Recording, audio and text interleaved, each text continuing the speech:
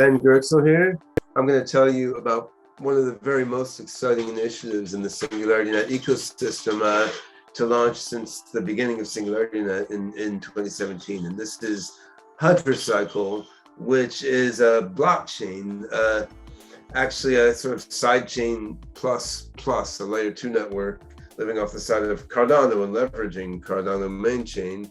It's a custom blockchain designed specifically to meet the needs of SingularityNET's decentralized AI. And actually, while that's why we designed it, it can go beyond that. And Hypercycle can provide a very flexible, low cost, very scalable mechanism for all sorts of other applications apart from SingularityNET, but we're initially tuning it to serve as a custom blockchain underlayer for SingularityNET. So it's a bit different than the other SingularityNET, spin-off and ecosystem projects that I've been talking about for the last couple of years. Those run on top of SingularityNET, leveraging SingularityNET's decentralized AI, whereas Hypercycle runs underneath SingularityNET, providing SingularityNET with an efficient custom blockchain infrastructure. So let me share my screen and run through this all in a little bit more detail. I'm going to try to take half an hour or so and run through some of the particulars, not a full tech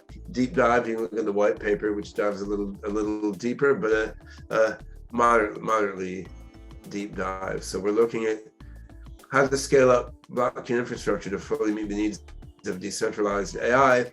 I mean, at the moment, we're looking largely at narrow AI serving vertical market specific applications and AGI R&D, like our R&D on the OpenCog Hyperon project. And I think Hyperon is the blockchain infrastructure to get us from narrow AI through general intelligence at the human level. And maybe once we get there, maybe the AGI that we build on top of SingularityNET running on top of Hypercycle using OpenCog Hyperon. I mean, maybe that AGI will develop the next step beyond Hypercycle, the Hypercycle or the Cycle or whatever. But I think Hyperon can get us a long way.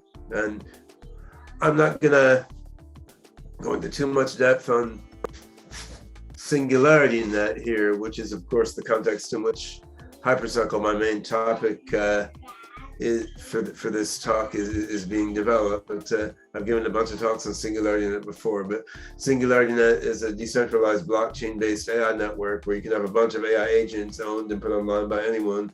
They communicate by a common decentralized protocol.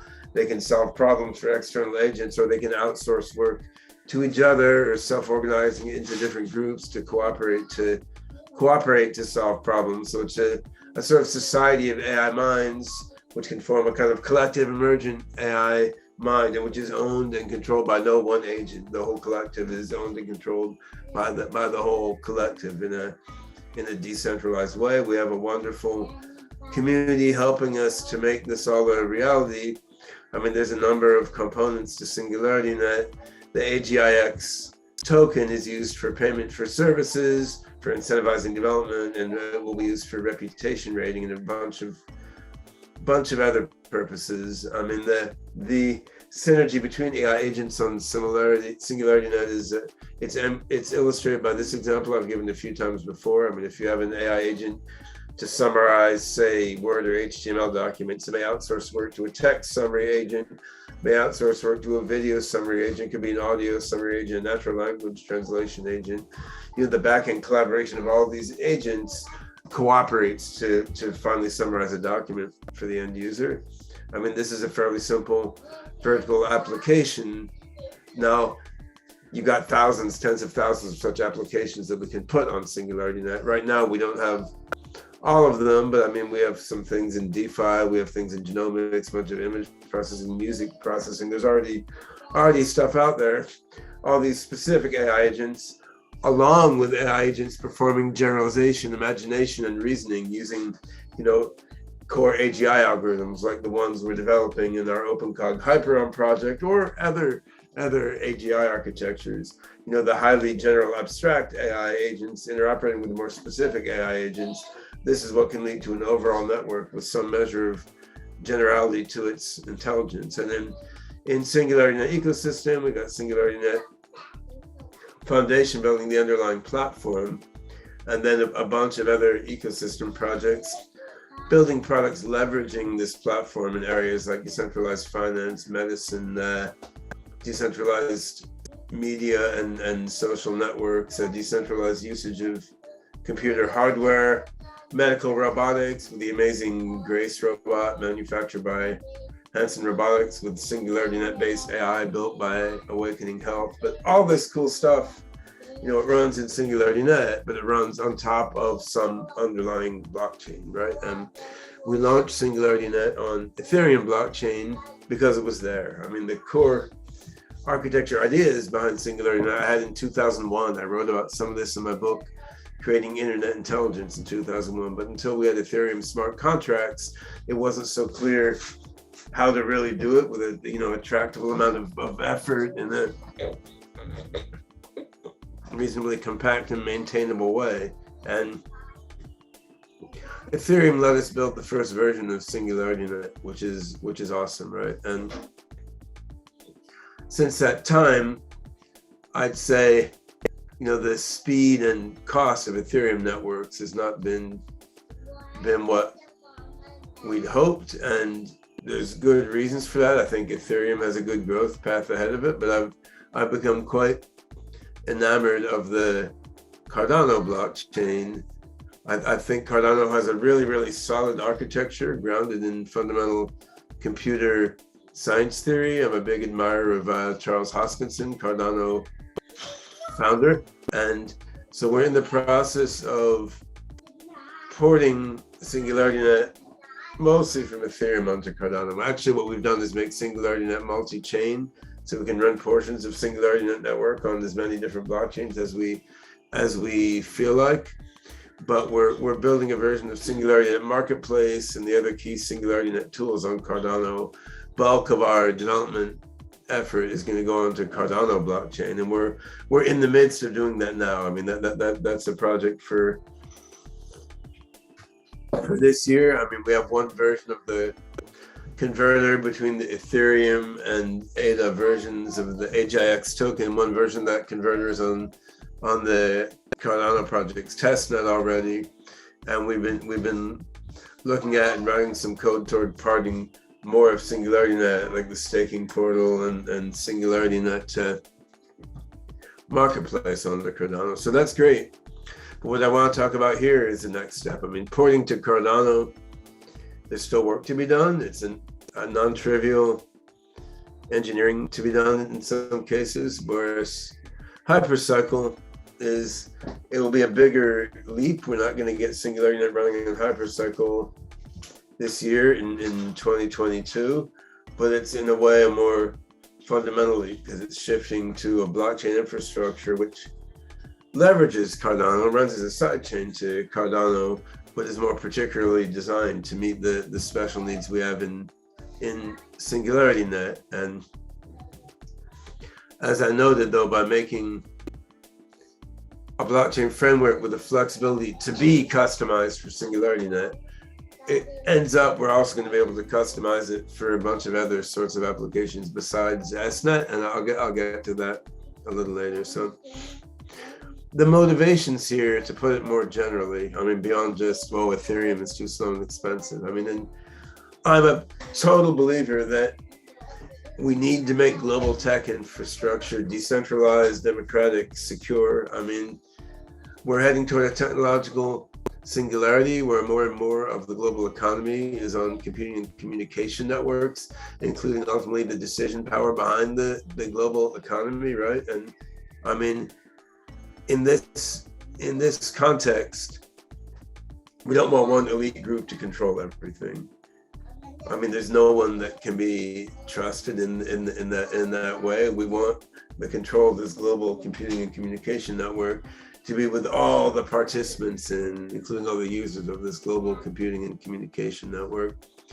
Blockchain tech is one of the keys to doing that, right? I mean, blockchain, it started with Bitcoin, which is digital money, but decentralized digital money, but blockchain network fundamentally lets you take any decentralized network of software agents and have it operate in a coordinated way without any central controller. So that's awesome. It's one of the main technologies humanity needs to get to a beneficial technological singularity. It doesn't play quite as core a role as AGI is going to play, but we need blockchain to make sure that AGI isn't co-opted by some elite group or by malevolent forces. And we also need blockchain just for ethical unrolling of narrow AI applications in the near term as we move gradually toward the singularity.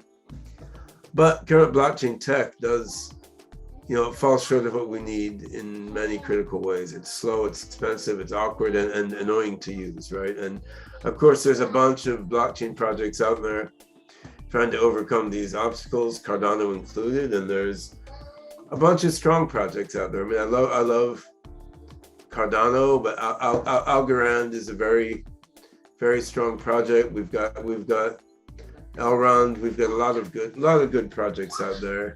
But I think ultimately, when looking at everything around, I became convinced we need, if not a full custom blockchain, at least a custom sidechain to optimize blockchain to do with what SingularityNET needs. And this, honestly, I don't have enough time or to give or make the slides summarizing everything that's bad about current blockchain technology, but just a few highlights or lowlights. I mean, it's expensive to do transactions. It's slow. The whole infrastructure is set up to make hacks of various sorts far too easy. Smart contract bugs, economic attacks, all the crap you see in the news with this or that DeFi network hacked into here and there, right? And the whole existence of a ledger, like a common ledger across the whole blockchain, is just a little weird and doesn't necessarily work to all the goals of a blockchain, right? I mean, we're supposed to be doing stuff that's private and respects sovereignty and the ability to keep things secret when we want to avoid centralized takeovers. But yet in the current blockchains, I mean, every transaction you make is there on a public ledger that's copied over and over for everyone to see. Now, you're only identifiable by a sort of secret ID code, your wallet address, but it means if you don't want everything you're doing to be understood by people doing network analysis on the ledger, you need to awkwardly keep shuffling among different addresses and so forth. I mean, the whole setup with a replicated ledger at the center of each blockchain, which we're going to go beyond in Hypercycle, it gives certain perversity in terms of how the privacy goals of blockchain can be achieved. So far, smart contract programming has been pretty awkward. I mean, Solidity and WebAssembly kind of suck. I think Plutus is a lot better, Cardano smart contract language, but it still needs some of the tooling layers to make it really fulfill its purpose. Until Plutus, I'd say we didn't really have a smart contract language obeying basic principles of modern computer science and software engineering. I mean, we have very, very poor composability among Solidity contracts now. And what that means is everyone's reinventing the same wheels over and over. Like the typical way to build a DeFi network, like you download someone else's code, you cut and paste, you change a few things in the code, then you launch it. I mean, this is not how real software products are built. This is what black hat hackers do when they hack into someone's website. They download some hacking script and tweak it and then run it, right? But it's not the way things should be done to build the decentralized infrastructure of the emerging AGI global brain and the infrastructure of the next generation of the world's financial and social network and supply chain system and blah blah blah. I mean, you want a smart contract framework that allows elegant composability so people can write reusable modules, and when you're doing something new, you don't cut and paste, you reuse that module, right? And I mean, Haskell allows that. Plutus, which is a layer on Haskell, allows that. So we're a good step there with Cardano. I think we can take some additional steps with Hypercycle. And core ideas here, or the core themes here, let me say. In Hypercycle, we're going to get rid of the replicated ledger, of the idea that you have this whole ledger of all transactions in the network and you copy it over and over. Replace that with a more sophisticated ledgerless system that still uses Merkle trees, like it still uses the core crypto math of blockchain networks, but without a replicated ledger spanning the whole chain.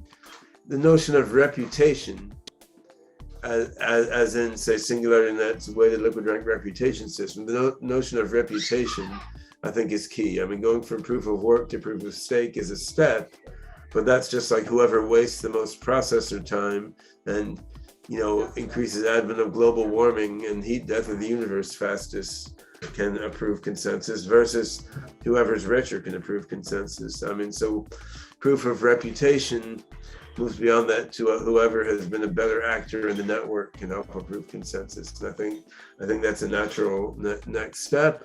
And then, as I already said, we need a more computer science driven, formal theory grounded approach to the smart contract languages. And, you know, as part of that, you can have a generic smart contract language, but most smart contract programming shouldn't be done in a generic smart contract language. Most smart contract programming should be done in domain-specific languages customized for a particular application. So if you want to build a DeFi system, I mean, you want to be using a DSL for DeFi. If you're building a healthcare blockchain system, you want to be using a DSL customized for healthcare. So the role of your generic smart contract language is largely to create DSLs, which make it easy to do development of blockchain applications in specific verticals, and we're pretty damn far from that with Solidity. We don't even have basic use of reusable modules today, right? But so putting these aspects together, ledgerless use of Merkle trees and proof of reputation and sophisticated sort of, or let's at least say modern computer science driven smart contract languages, including appropriate use of DSLs. Putting these ingredients together, you basically get Hypercycle. And a little more depth, I mean, we're achieving these themes by combining a bunch of existing software components. Otherwise, this would be a 10-year project, right? So key here is the TODA ledgerless blockchain, which is invented by my good friends Tufi Saliba, who will be, along with me, leading the Hypercycle project. And Tufi's the TO in TODA, and then Dan Tolliver, the DA in TODA, who designed a lot of the core data structure and some of the algorithms inside TODA, and will be advising and helping us a bit on Hypercycle. So TODA, it's a secure decentralized communication protocol with some novel consensus mechanisms. Basically, it's a blockchain framework that doesn't need a ledger. It doesn't need a ledger that's copied all over the place, or sharded versions are copied all over the place. So it's a different way of chopping things up, still using the core encryption principles that have been around since Bitcoin, but the Merkle trees are arranged in a different way. And I'll talk a little bit about that. That's obviously very key to achieving the scalability and low cost that we're looking for in Hypercycle. I mean, the reputation part, we've done a lot of prototyping and experimenting on that in SingularityNET context. There's the papers out there on the weighted liquid rank reputation system. We're not building a new standalone blockchain. I mean, we could, but that's more work than we want to do. And Cardano has done a lot of amazing stuff.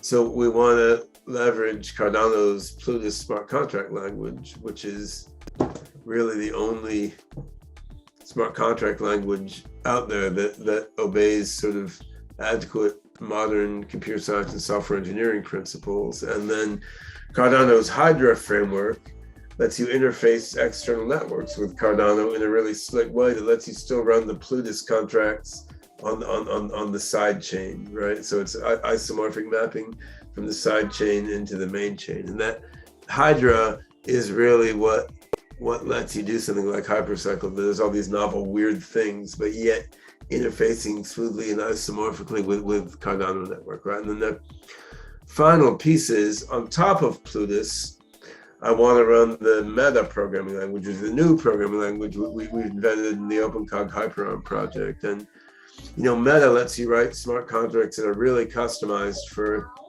AI, and it's also really good for creating application-specific DSLs, right? So then by plugging Meta into Haskell alongside the code we're already doing to plug Meta into, say, Python and Julia, by plugging Meta into Haskell, you're able to plug this sort of AI-specific language of thought into Plutus, into your smart contract language. So we're putting together a bunch of ingredients that have already been developed or are being developed for other purposes, but we're putting them together in a unique way. And this picture sort of shows the basic outline. You got the Cardano main chain off to one side. Then you have the Hypercycle nodes, which are arranged in groups, which we call Hypercycle rings, which are a special kind of TODA ring. The nodes in a single Hypercycle ring have a consensus mechanism to provide consensus about transactions within that ring. They communicate using the TODA IP decentralized protocol.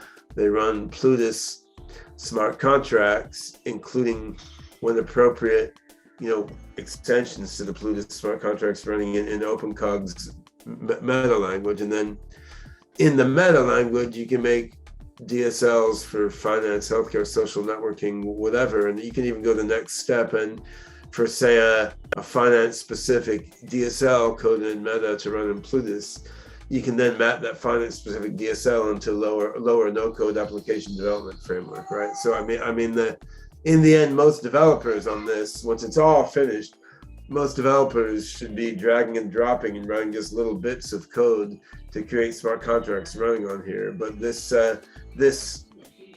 low or no code development is in a DSL, which is written in Meta, which plugs into Plutus, which then runs on the Hypercycle network. And a lot of transactions can happen in Hypercycle with the very low cost and high scale that TODA allows. Then now and then, when appropriate, some of the transactions in the Hypercycle network get saved back into the main Cardano network, which, so one role the main Cardano network serves here is as a long-term memory for the faster, more volatile stuff happening in the Hypercycle network. Another role could be more complicated. If you have an application running natively on the main chain and another application running on Hypercycle, then there can be a lot of back and forth there. So we want to leverage the amazingness of Cardano wherever we can in this, while also doing things that are a little more special for AI, a little more sophisticated on the DSL side, and a little faster and more scalable for our particular applications within the Hypercycle universe. So let me now run through each of these components a little bit. Each of these is like a big, deep thing that could use a whole talk in itself, but I'll do my best in just a few minutes. So TODA has a few different pieces, right? So there's the TODA IP protocol, which lets you send messages and also lets you send unique digital objects, right? So everyone knows what a unique digital object is now because of NFTs, but also like a dollar bill is a unique digital object, whereas the abstract notion of a dollar is a different thing, right? So the unique digital object can't be copied. There can only be one of them. So TODA lets you send information, lets you send unique objects, and when two nodes in the TODA network send a message and it's encrypted, the handling of the private and public keys is much like in any encrypted network, but the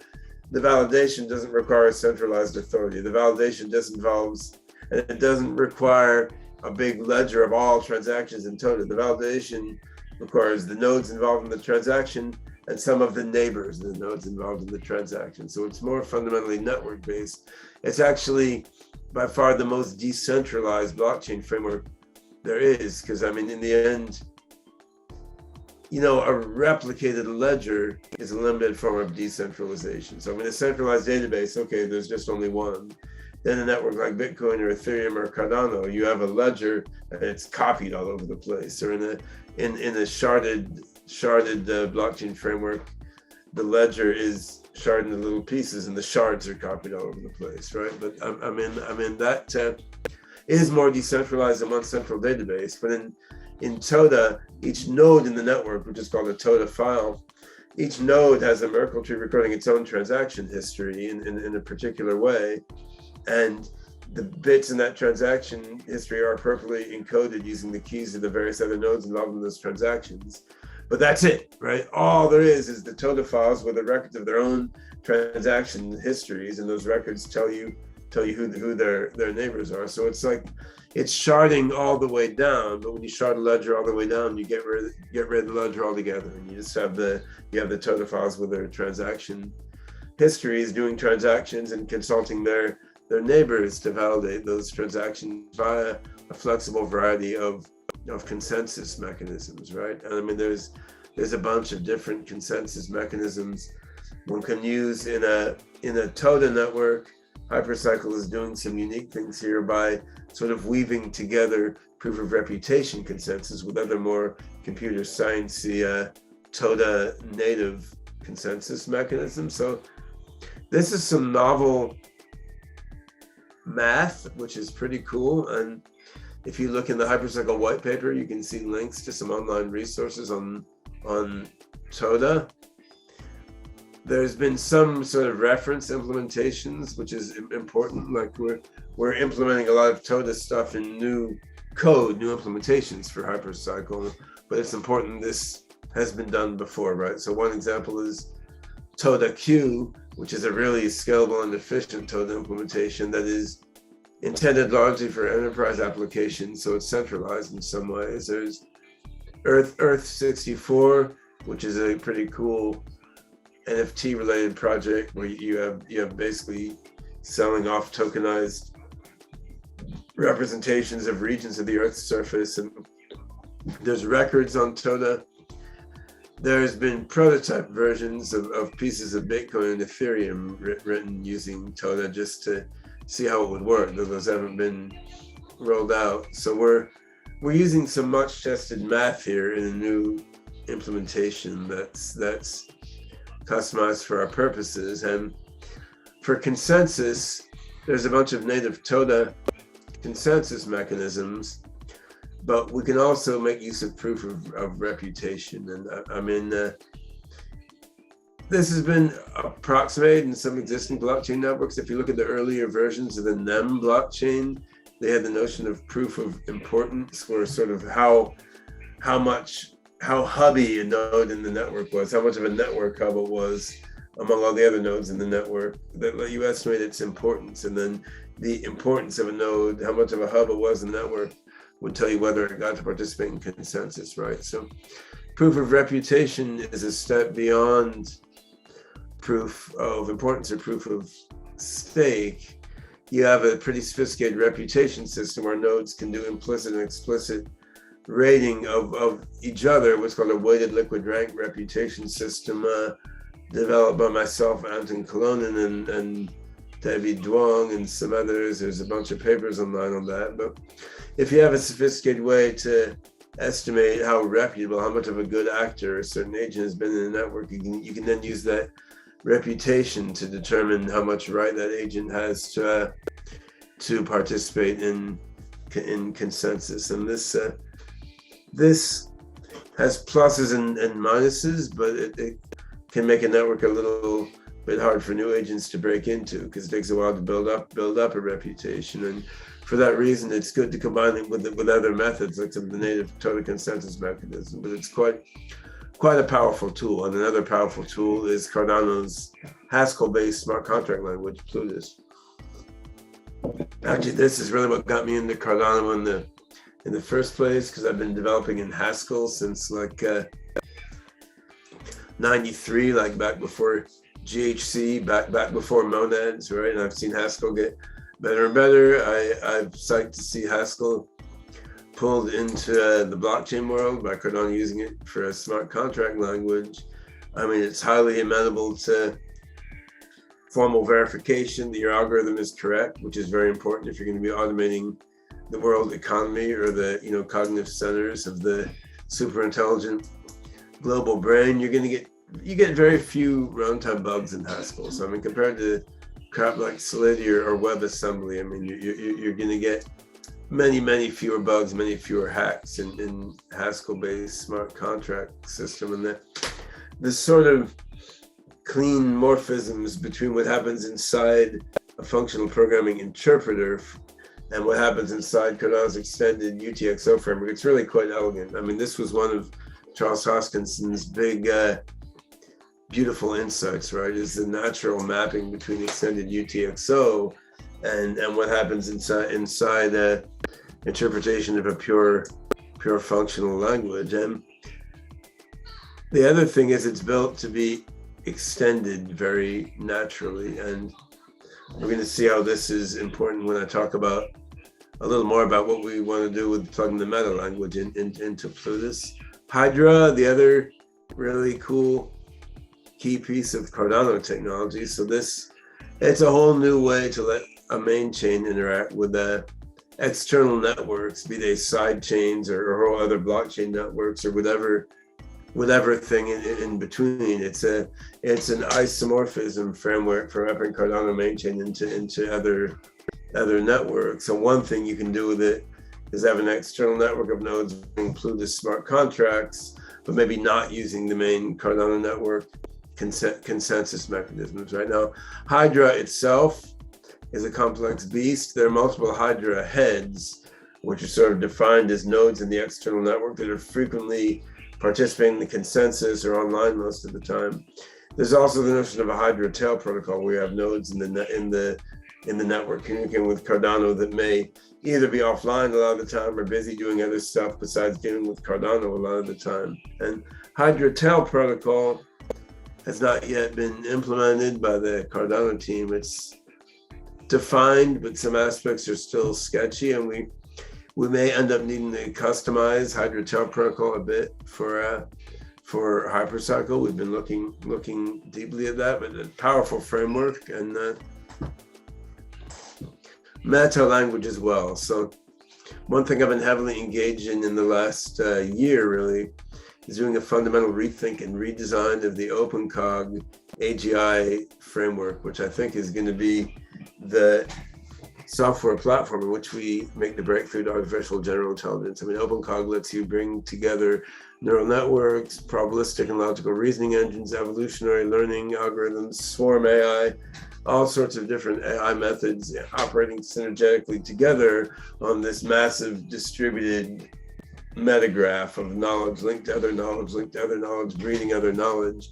We've already been playing with OpenCog building on top of SingularityNET platform in certain applications such as genomics, for example.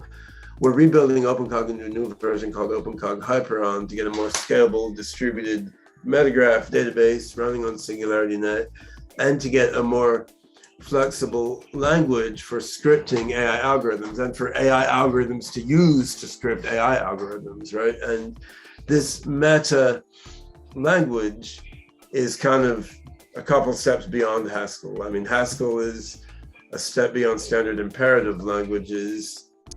Standard imperative languages are a step beyond Solidity in some ways, but Haskell's a step beyond standard imperative languages. Languages like, say, Idris or Agda, which are mostly known in the research community, are a step beyond Haskell, and Meta is a step beyond that. It's sort of a language designed for specifying other languages with a type system designed for either user-specified or AI-specified creation of new type systems, right? And, you know, this is important for AGI. It's going to let us formulate our AGI algorithms in OpenCog in a very concise as well as scalable way, making AGI development work a lot easier and a lot more scalable. But one thing I realized is Meta is the perfect framework for creating DSLs and for creating DSLs that are easy to improve and tweak as the world evolves. So what we want to do is take Meta, make it plug into Haskell as an extension, just like we're making Meta plug into Python and Julia for machine learning development. So make Meta plug into Haskell. Then you can use Meta's amazing facilities for creating DSLs to extend Plutus into DSLs for creating smart contracts in vertical market areas like finance, social networks, medicine, supply chain, whatever it may be. And I think this ultimately is how you finally get to a usable blockchain infrastructure, right? Because what you really need is whoever's creating blockchain supply chain applications just to be dragging and dropping, maybe writing a few macros in a low to no code framework for supply chain smart contract scripting. But to do that in a way that's not brittle, that lets you keep updating and improving and evolving the supply chain DSL as the state of the art in blockchain-based supply chain networks evolves. I mean, to do that, you need a quite sophisticated infrastructure for creating, maintaining, updating DSLs, and Meta provides that. So this is a kind of the last funky ingredient fulfilling the hypercycle vision. So putting all these pieces together, what do we get? We get a sort of a sidechain plus, so to speak, of Cardano. Enables huge numbers of AI agents and other software processes to interact on chain at large scale and low cost. I mean, you can specify AI and other complex algorithmic processes in smart contracts using a combination of Plutus and Meta, both languages highly amenable to formal verification and likely to be relatively bug-free compared to smart contracts written using more traditional programming languages. And while all this is really complicated, obscure, and theoretical, in the end, this subtle approach is what you need to make a framework where you can have easily maintainable and evolvable DSL and low-no code tools that make scripting for the blockchain way easier than it is now. So there's loads and loads of applications of all this, obviously. And just to name we've designed all this to meet the needs of SingularityNET, but once we designed it, we realized it could meet a lot of other needs also. So, and in AI context, the main things it gives us is the ability to sort of fractionate our AIs in a more and more granular way across the blockchain, right? Like what we do now in SingularityNET, we take a pretty big AI process using a lot of RAM and processing, maybe running on a network of computers. We make that one SingularityNET agent, and we try to minimize the amount of on-chain transactions because they're expensive and they're slow, right? So if you're running, say, a genetic algorithm that involves a whole population of candidate solutions to some problem, if you're running a genetic algorithm in SingularityNET now, you'll put the whole genetic algorithm population inside one SingularityNET node, right? And that's the only way to do it and not be incredibly slow and expensive. What you could do in Hypercycle, if you have 100,000,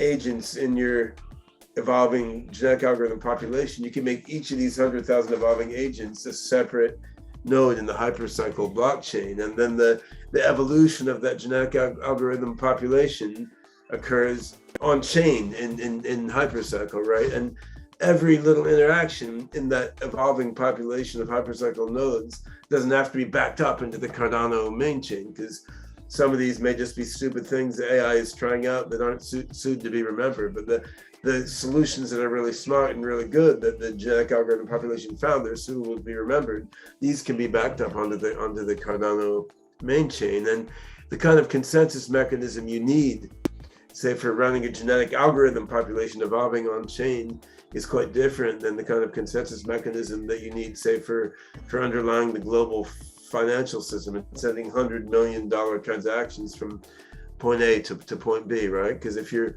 sending used financial transactions around, you better make damn sure there's nothing that goes wrong. If you're evolving a genetic algorithm population, it may be okay if cheating or mistakes are located only after the fact and not in real time, right? So you don't need exactly the same kinds of security and reliability guarantees for every application. There's all sorts of different collections of requirements for different applications, TODA is a very flexible framework that lets you design a constellation of different consensus mechanisms suiting different applications. So I mean, you could have a particular consensus mechanism for hypercycle rings doing genetic algorithm evolution. You could have another hypercycle consensus mechanism for TODA rings doing, say, logical reasoning among multiple different reasoning agents, and different rings using different consensus mechanisms customized for different purposes can interoperate according to the TODA protocol and framework, right? Which is all really quite nice. And because this is all encrypted and on the blockchain, you know, the different population members in evolving genetic algorithm population could be owned by different people, right? They could be not just living in different places, they could be owned and controlled by different people. So you have a collective learning process on chain among agents owned by different people, collaborating at, you know, tremendous speed across a distributed network. And I mean, that's something we can't do now because of scalability issues. We could come closer on Cardano than on Ethereum, but not quite there either, because Cardano's ledger-based infrastructure just isn't really built for that. I mean, it's built for, it's going to be great for automating the world's banking system, right? And for that you need all sorts of really super strong security and reliability guarantees. For AI, we need more flexibility in when we need what kind of security, what kind of reliability, and Hypercycle gives us that flexibility. You need the same flexibility to disperse all this processing across all the different processor types in the world, right? So the NewNet framework built on top of SingularityNET, we want to be able to run SingularityNET AI across phones, smartwatches, people's laptops, spare computing cycles, in companies' server farms, on switches and other devices in networks. And if you want to fractionate SingularityNET and other decentralized networks across all these different devices, you know, we need consensus mechanisms and blockchain infrastructure that works really well in this, you know, massively diverse IoT context. You need to be able to define different hypercycle rings, for example, corresponding to different subsets of hardware devices with consensus mechanisms that are appropriate for the properties of networks on that type of hardware device, right? And I mean, all this falls naturally out of the hypercycle design, and you can then go through one vertical market after another, right? Say social networks, rating posts, rating other users in social networks. Again, got to be fast, got to be cheap, probably okay if some mistakes occur now and then and are only detected half an hour later, unlike the case of sending $1 trillion to someone where you cannot make even like 0.1% of mistakes and have them identified half an hour later.